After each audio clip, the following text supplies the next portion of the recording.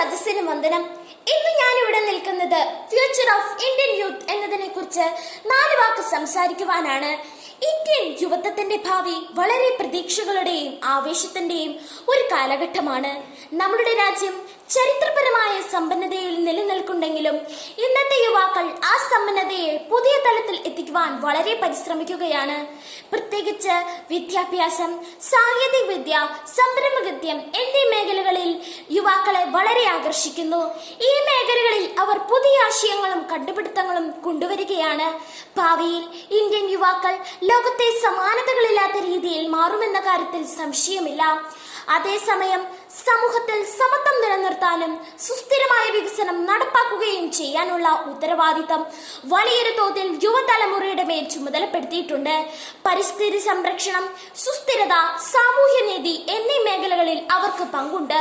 ഇതിനെക്കുറിച്ചുള്ള അവബോധം വലുതാകുന്നതോടെ ആഗോളതലത്തിൽ മറ്റുള്ളവർക്ക് മാതൃകയായ ഒരു യുവത്വത്തെ ഇന്ത്യക്ക് സൃഷ്ടിക്കാൻ സാധ്യതയുണ്ട്. വിദ്യാഭ്യാസം, സാങ്കേതിക വിദ്യ, സംരംഭകത്വം എന്നീ മേഖലകളിൽ മുന്നേറുമ്പോൾ അവർ ഇന്ത്യയെ വളർച്ചയുടെ പുതിയ പദവിയിലേക്ക് നയിക്കുന്നു. ആവശ്യമായ മൂല്യങ്ങൾക്ക് വേണ്ടി ഉറച്ചു നിൽക്കാനും സമത്വത്തിനും നീതിക്കും വേണ്ടി പോരാടാനും നവീനാശയങ്ങൾ സൃഷ്ടിക്കുവാനും ഇന്ത്യയുടെ യുവത്വം എല്ലായ്പ്പോഴും മുന്നിൽ നിന്ന് നയിക്കണമെന്നാണ് പ്രതീക്ഷയോടെ നാം ഭാവിയെ നേരിടേണ്ടത്. ഇത്രയും പറഞ്ഞുകൊണ്ട് എന്റെ എളിയ വാക്കുകൾ ഞാൻ ഉപസംഹരിക്കുന്നു. നന്ദി, നമസ്കാരം.